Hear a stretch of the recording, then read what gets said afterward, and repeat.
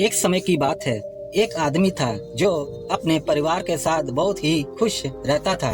उसके परिवार में उसकी पत्नी और उसकी 6-7 साल की बेटी थी। तो उस आदमी ने अपनी बेटी के जन्मदिन पर अपने परिवार के लिए एक नई कार खरीदी। यह देखकर परिवार के सारे लोग बहुत ही खुश हो गए और सबसे ज्यादा उस आदमी की बेटी यह देखकर बहुत खुश हो गई कि उसके जन्मदिन पर उसके पापा ने नई कार खरीदी है। अब अगले दिन सुबह वह आदमी नींद से जागा तो उसने देखा कि उसकी बेटी एक नोकीले चीज से उस कार पर कुछ लिख रही थी, जिसकी वजह से उस कार पर स्क्रैच आ रहे थे। यह देखकर उस आदमी को बहुत गुस्सा आया और गुस्से में उसने अपनी बेटी को पीटना शुरू कर दिया। उस आदमी का गुस्सा इतना बढ़ गया कि उसने गुस्से में घर में रखी एक लोहे की रॉड से अपनी बेटी को मारना शुरू कर दिया और तभी उसकी बेटी बेहोश हो गई। यह देखकर उस आदमी को पछतावा हुआ और वो होश में आया। उसने अपने हाथ से लोहे की रॉड को फेंका और अपनी बेटी को उसी कार में अस्पताल लेकर गया।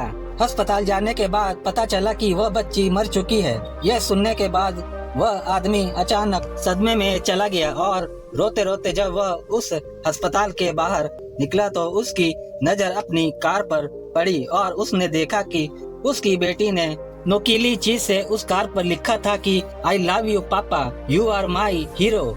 यह देखकर उस आदमी को और भी ज्यादा पछतावा होने लगा और वो अपने किए पर रो रहा था। दोस्तों, इस छोटी सी कहानी से हमें यह सीख मिलती है कि चीजें जो है ना वो जिंदगी में आती जाती रहती हैं, लेकिन इंसान एक बार गया तो वह दोबारा नहीं आ सकता है। तो हमें चीजों से प्यार करने की बजाय इंसानों से करना चाहिए और हमें अपने गुस्से पर काबू रखना चाहिए, क्योंकि गुस्से में हम अपना ही नुकसान करते हैं और जब गुस्सा शांत हो जाता है तो अपने किए पर पछतावा करते हैं और उस पछतावे की कीमत हम कभी भी अदा नहीं कर सकते हैं। तो गुस्से में थोड़ा शांत रहो, होश में रहो, क्योंकि गुस्से से कुछ ठीक नहीं होता है बल्कि सब कुछ बर्बाद हो जाता है।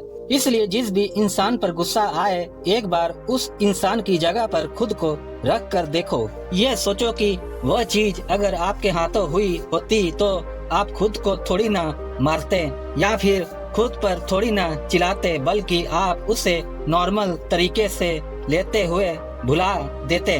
तो जब भी आपको गुस्सा आए तो सामने वाले इंसान की जगह पर खुद को रख कर देखो, गुस्सा खत्म हो जाएगा।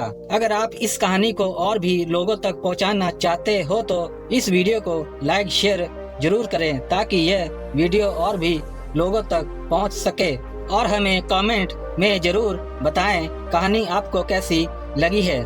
तो मिलते हैं इसी तरह की एक और कहानी के साथ। तो शुक्र करो और जिंदगी में आगे बढ़ो। मिलते हैं अगली वीडियो में, तब तक के लिए धन्यवाद।